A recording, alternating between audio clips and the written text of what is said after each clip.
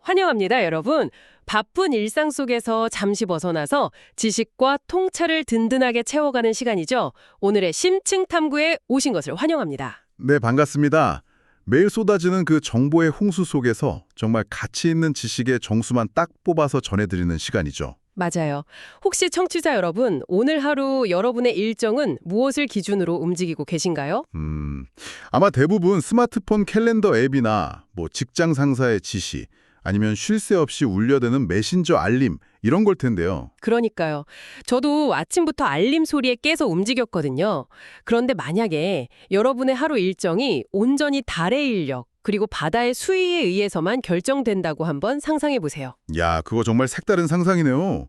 회의 시간이나 식사 시간, 휴식 시간이 전부 바다의 거대한 리듬에 맞춰져 있다는 거잖아요. 그렇죠. 오늘 우리가 함께 떠날 여정이 바로 그 대자연의 시간표가 지배하는 곳입니다. 오늘 다룰 자료는 해양 전문가 과정의 일환으로 작성된 아주 흥미롭고 밀도 높은 현장 탐사 기록이에요. 제목이 가로림만, 우도압, 모래사구와 물범 이야기입니다. 네, 이 자료를 미리 꼼꼼히 살펴봤는데 이게 단순하게 바다 한번 둘러보고 온 기행문 수준이 절대 아니더라고요. 전혀 아니죠. 극단적인 조석 현상이 만들어내는 그 생태계의 경이로움부터 시작해서 그곳에 깃들어 사는 예민한 해양 포유류의 생존 전략까지 쫙 담겨 있어요. 게다가 이 공간이 현대인의 그 무뎌진 감각을 어떻게 회복시키는지에 대한 철학적인 통찰까지 담아낸 아주 훌륭한 보고서입니다. 네. 그래서 오늘의 핵심 미션은 하루에도 수 킬로미터씩 풍경이 바뀌는 이 가로림만의 극적인 환경을 이해하는 겁니다. 그리고 거기에 사는 특별한 거주자, 점박이 물범의 생태를 파악하고요. 나아가서 이 갯벌이 우리에게 주는 자연 건강, 즉 네이처 웰네스의 의미를 도출해내는 거예요.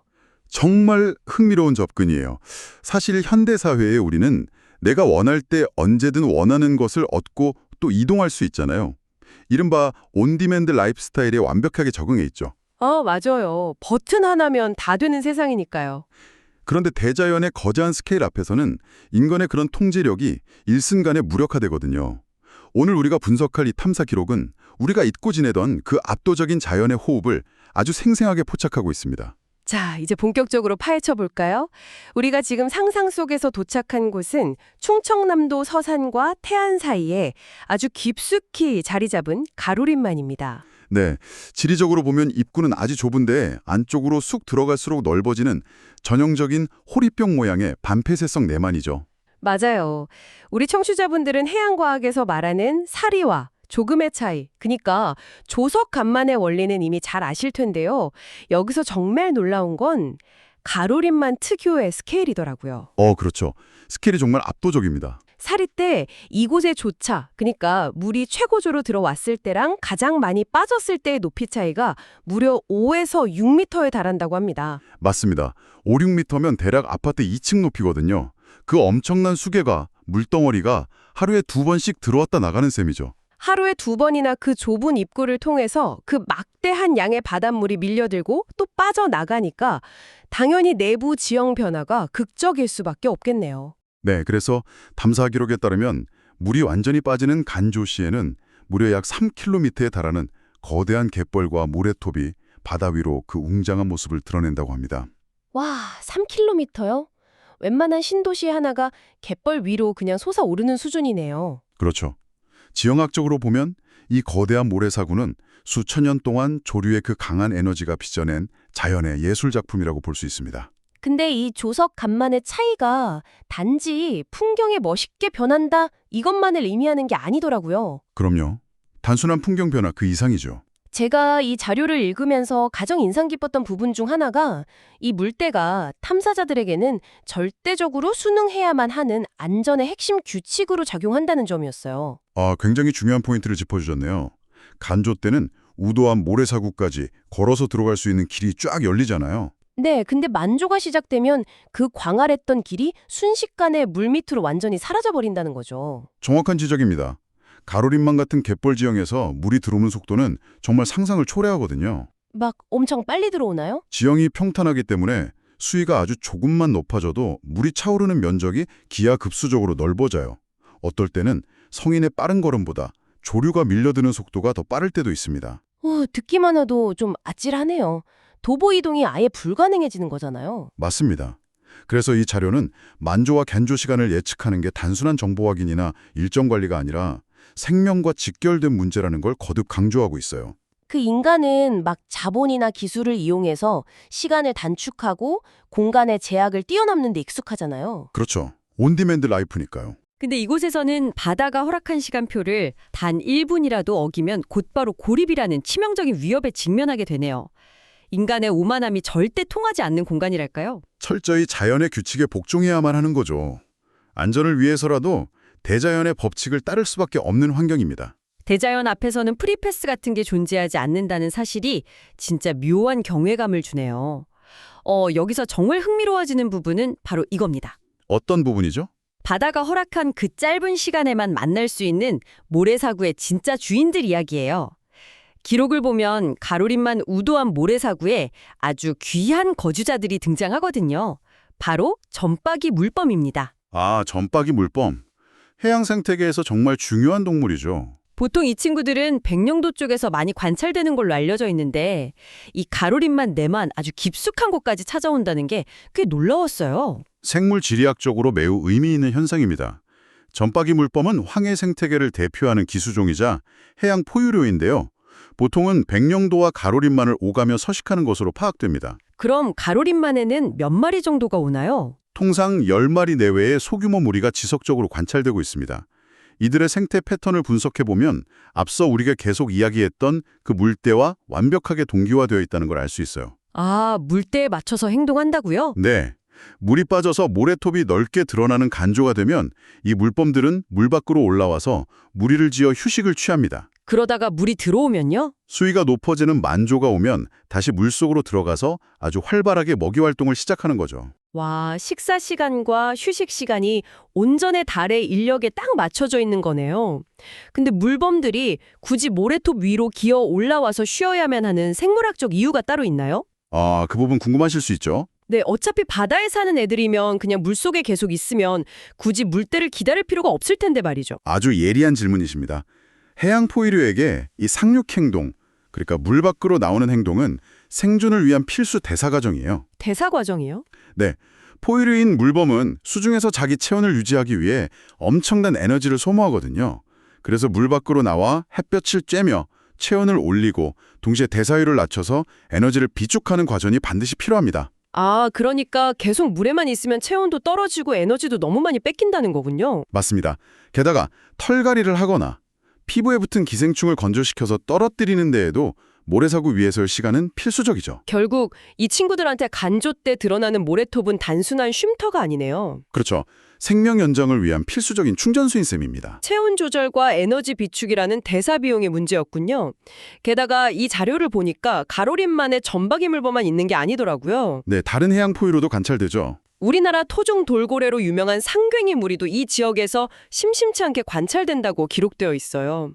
이렇게 덩치가 크고 먹성이 좋은 해양 포유류들이 한바다에 모여 산다는 건 여기서 매력적인 사실은 그만큼 이 바다의 기초 체력이 엄청나다는 뜻이라는 겁니다. 아, 기초 체력이요? 네, 생태학에서 최상위 포식자인 해양 포유류의 존재 여부는 해당 서식지의 건강성을 평가하는 가장 중요한 건강지표로 작용하거든요. 이게 유지되고 있다는 방증이죠. 밑바닥 생태계부터 튼튼하니까 최상위 포식자들도 살 수 있는 거네요? 맞습니다. 가로림만이 해양 생태계의 거대한 산란장이자 보육장 역할을 완벽하게 수행하고 있다는 뜻입니다. 정말 살아 숨쉬는 생태계의 보고네요. 청취자 여러분, 한번 상상해 보세요. 끝없이 펼쳐진 갯벌 위로 점박이 물범들이 옹기종기 모여서 햇볕을 쬐고 있는 평화로운 풍경을요. 듣기만 해도 마음이 편안해지는 풍경이죠. 근데 사실 이런 희귀하고 귀여운 야생동물을 우리가 발견하면 인간의 본능상 막 카메라 렌즈를 들이면서 최대한 가까이 다가가고 싶어지기 마련이잖아요. 아, 그렇죠. 사진도 찍고 싶고 눈으로 자세히 보고 싶어지죠. 그런데 탐사 기록에 명시된 물범 관찰의 대원칙을 보고 저는 약간 머리를 한 대 맞은 것 같았습니다.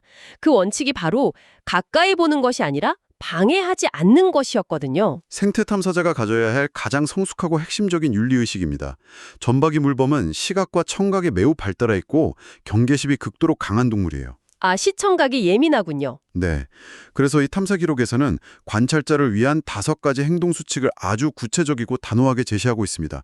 첫째, 최소 100m 이상의 안전거리를 무조건 유지할 것. 100m면 축구장 길이 정도니까 꽤 멀리 떨어져야 되네요. 그렇죠.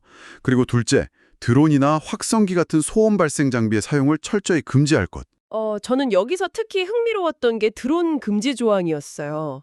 요즘 생태 다큐멘터리나 개인 촬영용으로 드론 정말 많이 띄우잖아요. 많이들 사용하시죠. 하지만 고주파를 발생시키는 드론의 소음은 해양 포유류에게 극심한 청각적 스트레스를 유발합니다. 그리고 드론의 그림자 자체를 맹금류나 정체불명의 포식자로 인식할 수 있어요. 아, 머리 위에서 윙윙거리면 포식자가 나타난 줄 알고 엄청 겁을 먹겠네요. 네. 그리고 셋째 수칙은 큰 소리를 내거나 갑작스러운 움직임으로 동물을 자극하지 말 것. 넷째, 육안 관찰 대신 망원경이나 고배율 렌즈를 활용할 것. 망원경으로 조용히 지켜만 보라는 거군요. 마지막 5번째는요? 마지막은 사람의 안전을 위해 반드시 물때를 확인하고 이동할 것입니다. 이는 우리에게 아주 중요한 질문을 던집니다. 왜 이런 엄격한 수칙이 필요할까요? 아까 말씀하신 그 대사 비용 문제랑 연결되는 건가요? 정확히 짚으셨습니다. 앞서 우리가 물법이 모래톱에 올라오는 이유가 에너지 보존과 체온 유지라고 분석했었죠. 만약 관찰자가 너무 가까이 다가거나 드론을 날려서 물범들이 놀라 바다로 뛰어들게 되면 어떤 일이 벌어질까요? 그냥 막 도망가는 거 아닌가요? 인간의 눈에는 그저 동물이 자리를 피하는 것처럼 보이겠지만 생물학적 관점에서는 엄청난 대사 비용의 낭비를 의미합니다. 아, 차가운 물로 쫓기듯 들어가 버리니까요. 맞습니다. 차가운 바닷물 속으로 급히 도망치는 과정에서 심박수가 급증하고 비축해야 할 에너지를 극도의 스트레스 상태에서 소모해버리는 거예요. 헉, 그러면 생존에 진짜 치명적이겠네요. 이런 위협이 반복되면 개체의 면역력이 떨어지고 결국 생존 자체를 위협받게 됩니다. 단순히 놀래키는 정도가 아니라 그들의 생명 에너지를 강제로 방전시키는 행위였군요. 우리가 그저 멋진 인증샷 하나 남기려는 그 이기적인 관광객의 태도를 버려야겠어요. 네, 생태계의 룰을 존중하는 보호자적 관찰자가 되어야 한다는 거죠. 이 메시지가 너무나 묵직하게 다가옵니다. 자, 그렇다면 이제 시점을 이 거대한 바다에서 우리 인간, 그리고 이 방송을 듣고 계신 청취자 여러분의 삶으로 한번 돌려보겠습니다. 좋은 접근입니다. 인간의 삶과 어떻게 연결될까요? 가로림만의 극적인 조수간만, 갯벌, 그리고 그곳에서 살아가는 물범이 현대사회를 살아가는 우리의 웰니스, 즉 건강과 도대체 어떤 연결고리가 있는 걸까요? 그 부분이 바로 이 현장 보고서가 단순한 생태 기록을 넘어서 철학적 깊이를 획득하는 지점입니다. 자료에서는 이 가로림만의 환경이 인간에게 제공하는 치유의 힘을 자연건강, 즉 네이처 웰니스라는 세 가지 핵심 차원으로 쪼개어 분석하거든요. 오, 세 가지 차원이요? 첫 번째는 뭔가요? 첫 번째 차원은 생태 치유입니다. 아스팔트와 빌딩 숲, 그리고 사각의 스마트폰 프레임 안에만 갇혀있던 우리의 시각이 3km에 달하는 광활한 갯벌의 수평선으로 확장될 때 뇌는 엄청난 해방감을 경험하게 됩니다. 맞아요. 탁 트인 갯벌 보면 가슴이 뻥 뚫리잖아요. 게다가 하루 2번 한치의 오차도 없이 밀려들고 빠져나가는 조수의 리듬은 인간의 자율신경계를 안정시키고 심박수를 차분하게 가라앉히는 강력한 동기화 효과를 발휘하죠. 시각적인 개방감에다가 자연의 그 규칙적인 리듬이 주는 심리적 안정감, 정말 공감합니다. 그런데 저는 이 자료에서 언급한 두 번째 차원, 해양 감각 회복이라는 개념이 굉장히 매력적으로 다가왔어요. 네, 해양 감각 회복, 아주 중요한 개념이죠. 우리는 일상 속에서 주로 시각과 청각, 그것도 아주 인공적인 자극에만 과도하게 노출되어 있잖아요. 막 모니터 보고 이어폰 끼고 살고. 정확합니다. 현대인의 감각은 심각한 불균형 상태에 놓여 있어요. 가로림만의 갯벌은 이렇게 마비된 우리의 오감을 원초적으로 깨우는 공간입니다. 오감을 다 깨운다고요? 네, 질척하고 부드러운 갯벌의 촉감을 맨살로 느끼고 황화디미틸 성분이 뿜어내는 특유의 짭조름한 갯내음, 즉 바다의 숨결을 깊이 들이마시는 경험을 하게 되죠. 아, 바닷가 가면 나는 그 특유의 냄새요. 맞습니다. 그리고 인공소음이 완전히 소거된 상태에서 들려오는 규칙적인 파도 소리와 갯벌 생물들이 움직이는 미세한 백색 소음까지. 이 모든 것이 결합된 감각의 회복 과정은 스트레스 호르몬인 코르티솔 수치를 낮추고 신경계를 리셋하는 가장 훌륭한 치유 메커니즘으로 작동합니다. 진짜 말 그대로 자연이 주는 완벽한 테라피네요. 그럼 마지막 세 번째 차원은 뭔가요? 자료는 이 생태 치유와 감각 회복의 경험을 바탕으로 물때와 생태보호, 지속 가능한 해양 활동을 배우는 교육 콘텐츠화가 세 번째 차원이라고 덧붙이고 있습니다. 생태계 자체가 완벽한 치유의 공간이자 살아있는 교실 역할을 하는 셈이네요. 그런데 이 가로림만이라는 공간이 오늘날 이렇게 풍요로운 웰니스의 성지로 남기까지 사실 굉장히 다이내믹한 역사가 존재하지 않습니까? 아, 그럼요. 이곳의 역사는 정말 깊고도 복잡하죠. 이 지역이 겪어온 사회적, 환경적 궤적을 짚어보면 이 공간이 주는 회복의 의미가 훨씬 더 입체적으로 다가올 것 같아요. 맞습니다. 이것을 더 큰 관점과 연결해보면 가로림만의 생태계가 얼마나 경이로운 생명력을 지녔는지 새삼 깨닫게 됩니다. 크게 두 가지 중요한 맥락이 있는데요. 첫째는 개발과 보존의 팽팽한 교차점으로서의 역사입니다. 개발과 보존이요? 네, 과거 이곳은 엄청난 조수간만의 차를 이용해 전력을 생산하는 대규모 조력발전용 댐 건설이 강력하게 추진되었던 곳입니다. 아, 조력발전소요? 네. 근데 결국 안 지어졌잖아요. 네, 10여 년에 걸친 치열한 논의와 엄격한 환경 영향 평가 끝에 갯벌 생태계의 가치가 인정되면서 결국 프로젝트가 무산되었죠. 그리고 최근에는 내만의 남북을 연결하는 해상교량 건설이 새로운 화두로 검토되고 있습니다. 다리를 놓는 문제로 또 논의가 있군요.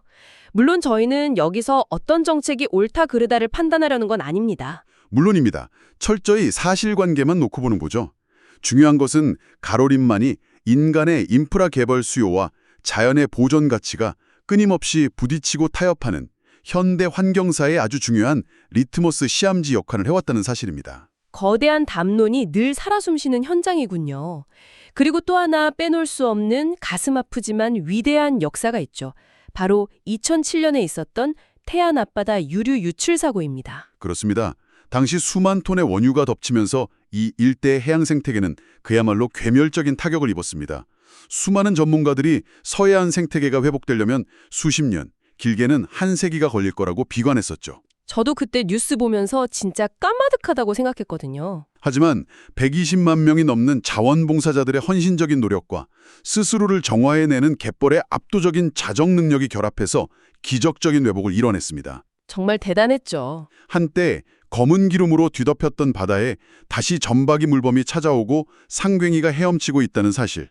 가로림만은 단순한 자연보호구역을 넘어 인간과 자연이 연대하여 치명적인 상처를 치유해낸 해양복원의 상징 그 자체입니다. 아, 듣고 보니 정말 감동적이네요. 현재 국내 최초로 국가해양생태공원 및 해양생물 보호구역 지정이 논의되는 이유도 바로 이 숭고한 회복의 역사적 맥락이 깊게 깔려 있기 때문입니다.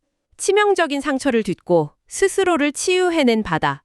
그리고 그곳에서 우리 인간 역시 무뎌진 감각을 회복하고 웰니스를 경험한다.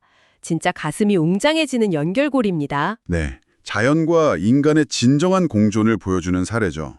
자, 이렇게 깊은 통찰을 나누다 보니까 우리 청취자분들 중에서도 당장 다가오는 주말에 가로림만으로 생태 탐사를 떠나고 싶어하는 분들이 꽤 많으실 것 같아요. 만약 이 거대한 자연 속으로 직접 뛰어든다면 무엇을 어떻게 준비해야 할까요?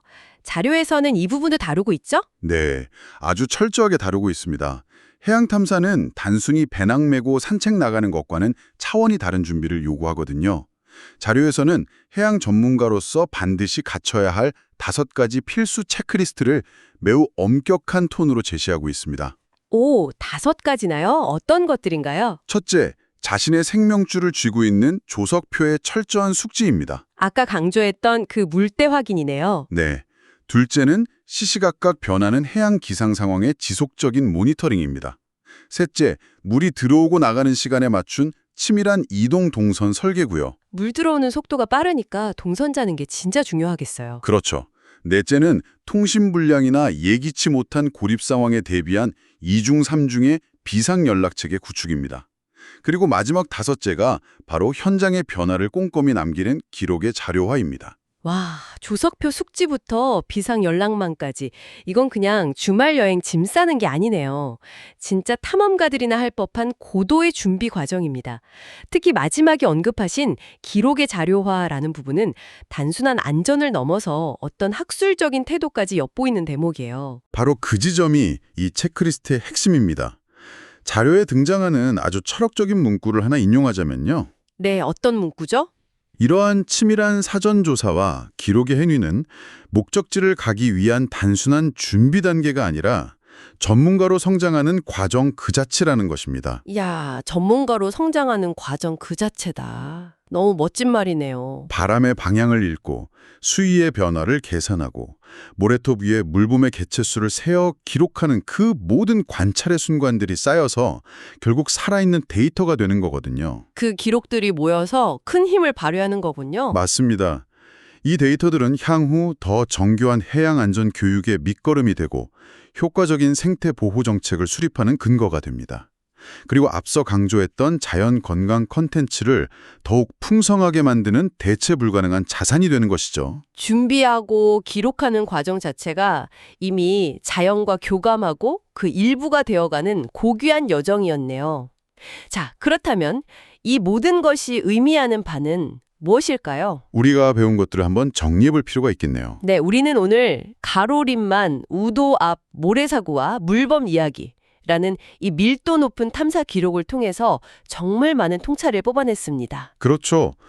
5에서 6m 조석 차이가 빚어내는 3km의 광활한 갯벌에 대해서 이야기했고요. 그리고 달의 인력에 자신의 대사 활동을 맞추며 살아가는 예민하지만 반가운 점박이 물범의 생존 전략도 알게 됐죠. 그들을 위협하지 않기 위해 거리를 유지해야 하는 보호자적 관찰자의 윤리도 배웠습니다. 더불어서 개발과 오염의 위기를 극복하고 마침내 우리 인간에게 심리적 치유와 감각의 회복을 돌려주는 네이처 웰니스의 진정한 의미까지 다뤄봤습니다. 청취자 여러분, 오늘 하루 여러분을 통제했던 빡빡한 시계열의 일정들을 잠시 내려놓고 하루에 2번 수천 톤의 바닷물이 밀려들고 빠져나가는 가로림만의 거대한 호흡을 마음속에 한번 그려보시기 바랍니다. 네, 자연의 그 느리지만 강력한 리듬을 상상해 보는 거죠. 인간 중심의 바쁜 시계에서 벗어나서 만조와 간조의 리듬에 맞춰 돌아가는 자연의 시간표에 우리의 일상을 조율하고 오감을 열어둘 때 우리는 정보의 홍수 속에서 고갈되어 버린 내면의 에너지를 비로소 온전하게 회복할 수 있을 겁니다. 네, 저 역시 이 깊은 논의를 마무리하면서 청취자 여러분 스스로 일상 속에서 곱씹어 보실 만한 묵직한 화두를 하나 던져드리고 싶습니다. 아, 좋습니다. 어떤 화두인가요? 오늘 우리는 물범의 생존을 위해서 거리를 두고 묵묵히 지켜보는 법에 대해 배웠습니다. 내가 다가가고 싶다는 욕망을 통제하고 상대방의 고유한 리듬을 존중하기 위해 기꺼이 100m 뒤로 물러서는 그 보호자적 관찰자의 태도 말입니다. 아, 100m의 안전거리. 만약 물범이 바다 생태계의 건강성을 증명하는 지표라면 타인이나 대자연을 내 맘대로 통제하려 들지 않고 일정한 안전거리를 둔 채 묵묵히 응원하며 지켜볼 수 있는 우리의 태도야말로 어쩌면 우리 사회가 얼마나 건강한지를 가늠하는 진짜 지표가 아닐까요? 와. 당장 이번 주말 여러분의 바쁘고 얽혀있는 인간관계나 일상 속에서 이러한 보호자적 관찰자의 여유로운 거리가 가장 필요한 곳은 어디인지 한번 깊이 고민해 보시기 바랍니다. 생태학의 원리를 우리 사회와 관계의 철학으로 확장시킨 정말 통찰력 넘치는 질문이네요. 나 자신의 웰니스를 위해 그리고 내가 사랑하는 대상의 온전한 생명력을 지켜주기 위해 건강하게 거리를 두는 법. 이 질문이 여러분의 주말을 한층 더 풍요롭고 사색적으로 만들어주기를 기대합니다. 네, 각자의 삶에 꼭 적용해 보셨으면 좋겠네요. 오늘 우리가 함께 뛰어든 이 심층 탐구가 여러분의 무뎌진 감각을 날카롭게 깨우고 쉴 새 없이 돌아가는 일상에 의미 있는 쉼표 하나를 찍어주었기를 바랍니다. 저희는 다음번에도 여러분의 지적 호기심을 완벽하게 충족시켜줄 흥미진진하고 밀도 높은 지식의 여정을 준비해서 다시 찾아오겠습니다. 함께해 주신 여러분 고맙습니다. 자연의 거대한 리듬에 몸을 맡기는 평온하고 깊이 있는 하루 보내시길 바랍니다. 감사합니다.